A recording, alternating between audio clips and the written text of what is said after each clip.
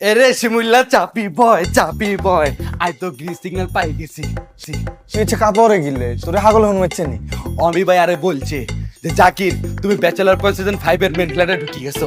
তোরে ভাই কোন সময় কইছে এই কথা? মাত্র মেকআপ রুমে বলছে, এইটাও বলছে যে বজ্রাবতরা জাকির এবার ব্যাচেলার পয়েন্ট সিজন 5 এর মেন ভিলেন, কোনো মোরান খাওয়া নাই। এই কাবিলা আমার বেডও দিতে হইব। 100% মানা করতে হইব। আপনি কি মনে করছেন আমি কি না বলি থাকুম নি? এই ছোট লোকের লগে আমরা কি ফ্ল্যাট শেয়ার করুম নি? ধরাই গেছেন কেন? আন্না তো চালাক মানুষ বুঝ ফেলাইছেন। আই জাকির যদি ফ্ল্যাটের মধ্যে হান্দি যায় তাহলে বেগুন রে অ্যাক্টিং করে হতাই দিও না। আচ্ছা আই কার লগে অ্যাক্টিং করো?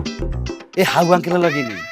হাতে তো কথা কম হাসে বেশি, আর হাসা ভাই হাতে ব্যাচেলার পয়েন্টে টিকি রয়েছে এক এ শব্দ দি। এই প্রমাণ পাইছিনি ভাইয়া, হাতে কোনো কাউন্টার না দিই ওই একটাই কথা এ। আর শিমুলের কথা কি বলতাম, এত তো বাইচ্চা অমি ভাই হাতে ডায়লগ দোনো এনজি দেবো বলি, কিং অফ এনজি। আর খেলা তো ভাইয়া আন্নের লগে কাবিলা ভার্সেস বজ্রাপাতের জাকির।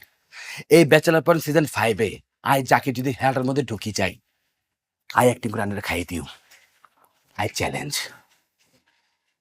আচ্ছা আমি বুঝতে পারছি তোর অনেক খিদা লাগছে, তুই অ্যাক্টিং করে আরে খাই দিবি তো, কোনো সমস্যা নাই। শুধু আরে ন, তুই বেগুনে অ্যাক্টিং দিয়ে খাই দিস, কিন্তু তার আগে তোরে আমরা খাই দিও।